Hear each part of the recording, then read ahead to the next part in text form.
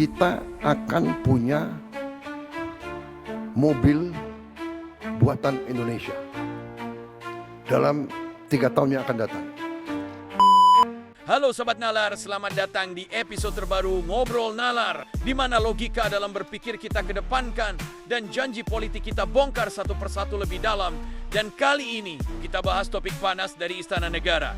Sebuah kalimat yang membuat para menteri tiba-tiba merasa seperti anggota Tentara Nasional Indonesia. Mulai sekarang, menteri harus pakai mobil maung, mobil bagus, pakai kalau libur aja.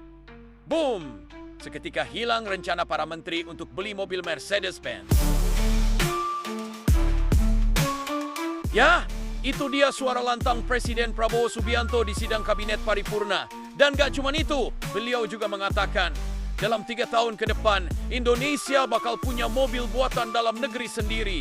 Katanya, sudah disiapkan lahannya, sudah disiapkan anggarannya, tinggal wujud aja. Wah, terdengar familiar ya. Kayak deja vu guys. Tiba-tiba jadi keinget kata-kata bapaknya Mas Gibran dulu. SMK, iya nggak sih?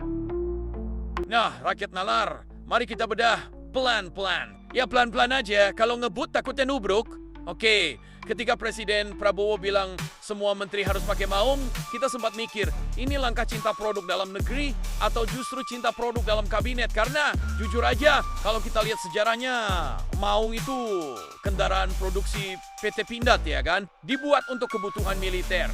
Kendaraan yang kuat, tangguh, bisa melintasi lumpur, jalan terjal, bahkan gosip politik sekalipun.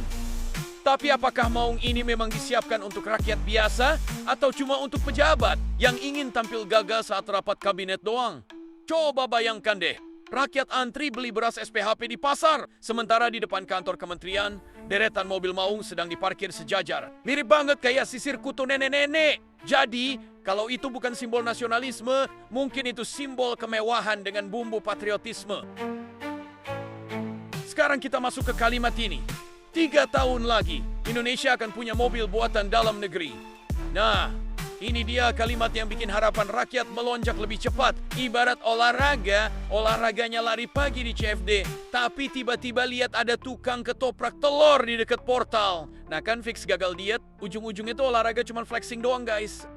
Prabowo bilang pabriknya sudah disiapkan dan anggarannya pun sudah ada. Tapi pertanyaan besarnya, mobil ini bakal langsung diproduksi massal untuk masyarakat luas atau cuma untuk para menteri dulu yang pakai maung versi VVIP? Apakah rakyat nanti bisa beli mobil nasional lewat leasing atau harus jadi menteri dulu biar kebagian? Dan yang lebih penting, benar bisa jadi dalam 3 tahun gak tuh? Karena membangun industri otomotif itu bukan kayak bikin video affiliate di akun TikTok. Rekam hari ini, upload nanti malam, terus besok pagi udah ada yang order di keranjang kuning. Tapi yang kita bicarakan soal rantai pasok, teknologi mesin, uji kelayakan, sertifikasi, sampai strategi pemasaran. Dan sejauh ini belum ada blueprint lengkapnya yang menjelaskan model, harga, spesifikasi, atau bahkan pabriknya di mana. Karena kalau bicara mobil nasional, artinya juga bisa untuk masyarakat luas kan? Tapi ya udahlah, siapa tahu aja kali ini benar guys. Mungkin Presiden Prabowo bisa lakukan apa yang tidak sempat dilakukan bapaknya Mas Gibran. Ngomongin bapaknya Mas Gibran jadi ingat sama semangka tuh. Maaf, SMK guys. Nama yang sempat membuat rakyat bermimpi bahwa geng Solo, salah lagi dong, di Solo maksudnya, akan lahir mobil buatan anak bangsa. Tahun 2012, bapaknya Mas Gibran dengan bangga mengendarai SMK saat masih jadi wali kota, katanya. Ini mobil karya anak negeri, bukti kebangkitan industri nasional. Publik bersorak, media menulis, inilah mobil nasional kebanggaan Indonesia. Lalu, tiba-tiba, mobil itu perlahan hilang dari radar satelit NASA. Pabriknya sepi, penjualannya tak jelas, dan janji mobil nasional tinggal slogan nostalgia semata. Bahkan di akhir 2 periode bapaknya Mas Gibran pun, rakyat masih bertanya-tanya, SMK itu masih hidup atau cuma hidup di imajinasi? Boom! Dan kini, 10 tahun kemudian, datanglah babak baru dari naskah yang sama. Mobil nasional, versi teman bapaknya Mas Gibran, yaitu Prabowo Subianto. Mari kita berpikir logis dan sedikit sinis.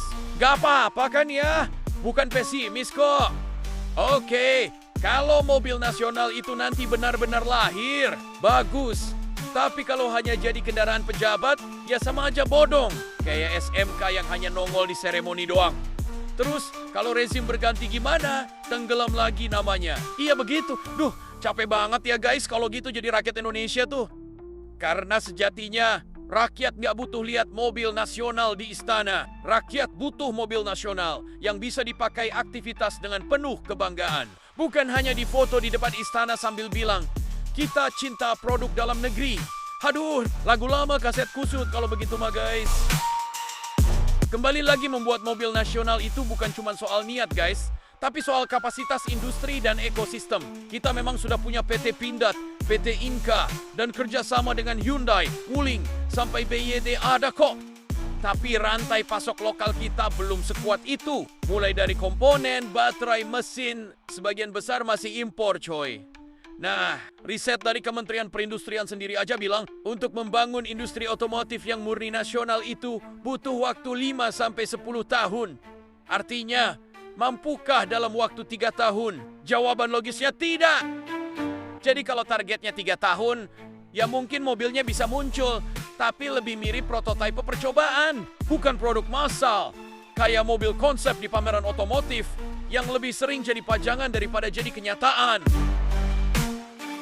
Tapi untuk kali ini, mari kita beri ruang guys. Siapa tahu Pak Prabowo benar-benar bisa membuktikan kata-katanya. Siapa tahu 2028 nanti, rakyat benar-benar bisa kredit mobil Garuda buatan Indonesia. Dengan cicilan ringan dan DP 0%, cukup bawa KTP dan KK doang. Ngarep banget dah lu coy. Baiklah Pak Prabowo, 3 tahun dari sekarang, kami tunggu undangan test drive-nya ya. Tapi kalau ternyata mobilnya cuma untuk pejabat lagi, ya paling nggak rakyat sudah siap untuk tertawa. Bukan karena bahagia, tapi karena dejavu. Sejarah bernama SMK kembali terulang di part 2 ini. Oke, baiklah guys. Jangan terlalu serius, nanti otak kalian ngebul loh. Jadikan obrolan di video kita kali ini sebagai hiburan yang bisa menstimulus nalar kita untuk tetap sehat. Karena hanya nalar yang sehatlah yang bisa tetap kritis dalam berpikir. Jangan lupa like video ini, komen kalau mau, share, dan subscribe. Aktifkan juga notifikasi kalian lewat tombol lonceng biar nggak ketinggalan info-info terbaru dari kami. Sampai jumpa di video berikutnya. Wassalam.